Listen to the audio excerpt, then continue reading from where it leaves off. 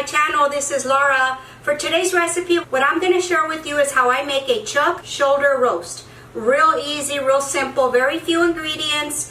You just do the few prep steps, pop it in the oven and forget about it. And by the time you turn around, you're going to have a beautiful tender piece of meat that you can have with some mashed potatoes, some corn, some dressing, whatever you want to pair it with, it'll go great. If you are new here, welcome. My name is Laura.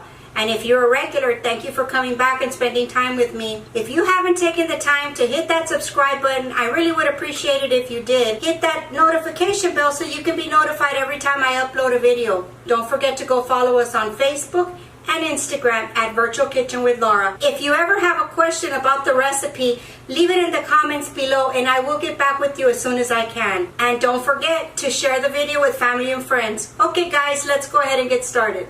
Okay, for the ingredients that we are going to use for the roast, I am using a beef chuck shoulder roast, okay? You want to have some marbling and some fat going through your meat, okay? And what I do with the meat before I even start is I add salt and pepper to both sides. Not a whole bunch because we're still going to add some to the broth when we put the liquid in there. So lots and lots of flavor. Okay, on both sides. Get this off.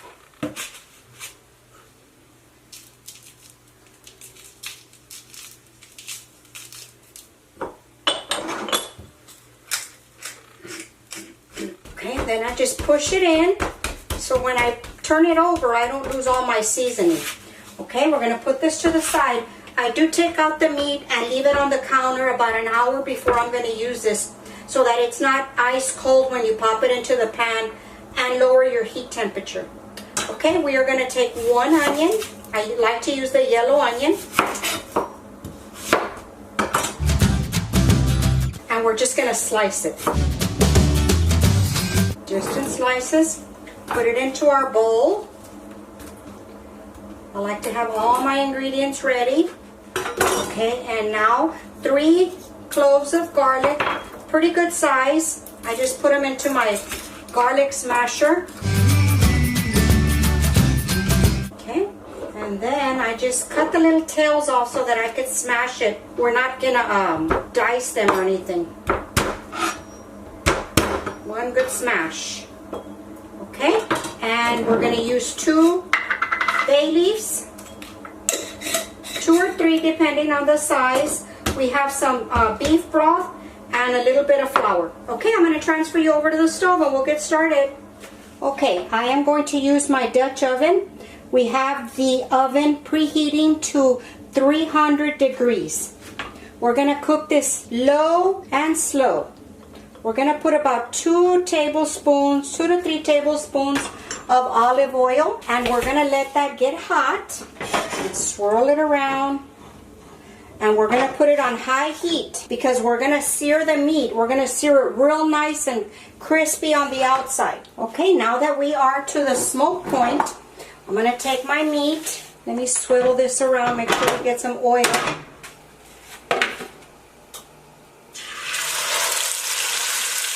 You hear that? That's exactly what you want to hear. All that sizzle. Now you don't want to touch the meat at all right now. Okay, because if you try to move it right now, it's going to stick to the bottom. So just let it be and let it sizzle for about 4 minutes. Okay, now that it's been sizzling for about 4 minutes, see how, I'm going to pick it up. You see how it doesn't stick? Look at that. Okay, we're going to swivel the oil around again, turn it over,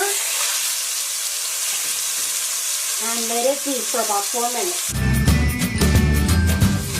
Now that that has seared, I'm going to turn it to the side and sear the side.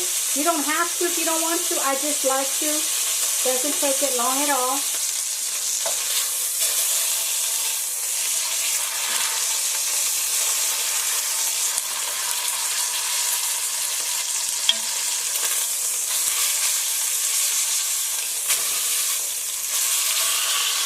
Okay, we are going to take the meat out and put it into a bowl. All right, we're going to turn the heat way down. We're going to pour our onions in there. It's going to get hot, but the temperature's already coming down. You don't want this to burn. Just break up all the onions. Okay, and we are going to throw in our garlic and our bay leaf. Okay, those are translucent. They cook up pretty fast. So we are going to add in our flour. We're going to dust in our flour. About half of this flour. It's about 3 tablespoons. And we're going to cook this off. Okay, now we're going to take our broth and we're going to add it a little bit at a time. We're going to put about a half a cup.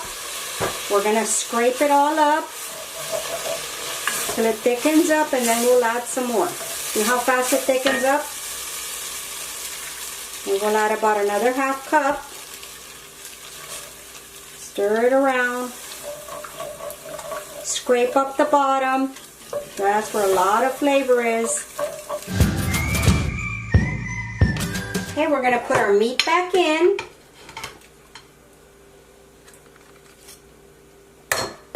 And any juices that came out of that. And we're going to add the remainder of the broth. It may seem a little loose right now, but as it cooks down, it'll thicken up. I'm going to taste the broth to see if it doesn't need salt. Okay, we definitely need some salt. Spoon of salt. And some more pepper.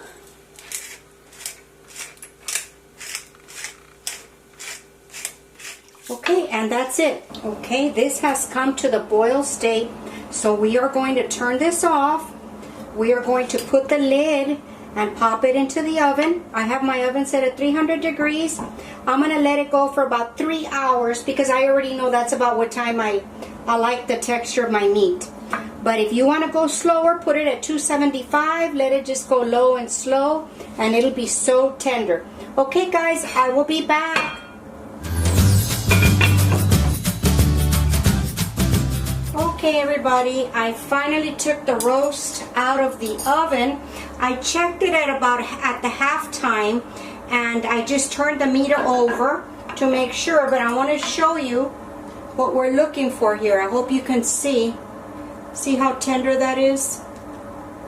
So you just want to be able to break it up with a fork or a knife. So what I like to do at this point is I turn the meat over. Just be careful and don't splash yourself. And let it sit here and cool for a minute, and then we're going to transfer the meat to a plate so we can strain out the gravy part of it. So I'm going to transfer you to the counter. Alright, I'm going to transfer the meat over to the plate.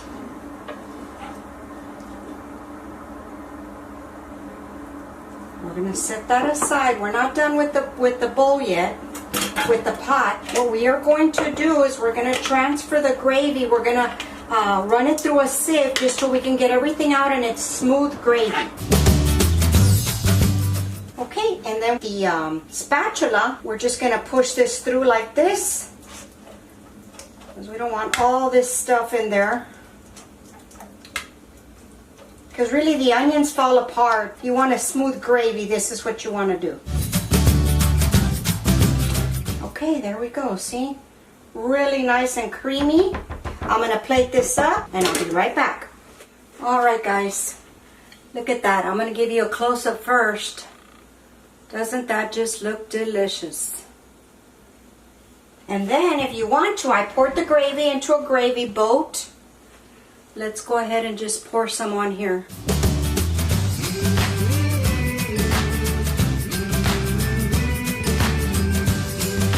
Look at that. I paired it up with some mashed potatoes. Then I get a little bit of parsley. Sprinkle it on just to give it a little bit of a look. Okay, and there it is. Look at that. Look at that meat. Alright guys, I'm going to show you how tender this is, that you can just cut it with the fork. Look at that. Just real tender. Just take your time with it in the oven. Don't rush it. It will be delicious.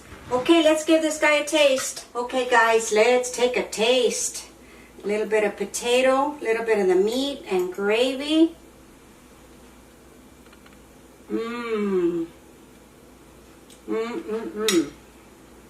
This is absolutely delicious. I hope you give this a try. This is so good. So good. The meat is just perfectly cooked, perfectly tender. And the gravy just, I mean, it's just so smooth with the potatoes and the meat. It's delicious, guys. Okay, guys, this is so good. It's really, really good. I'm not just saying that. It's really good. I will have the recipe and everything linked in the description box below. If you have any questions about the recipe, leave it in the comments and I will get back with you. Okay, that's going to conclude the video for today, guys. I really hope you enjoyed it because I really enjoyed making it for you. If you enjoyed our content, give us a thumbs up and subscribe to the channel, guys. The link will be right there. And don't forget, share with family and friends. Okay, I'll talk to y'all later. Bye.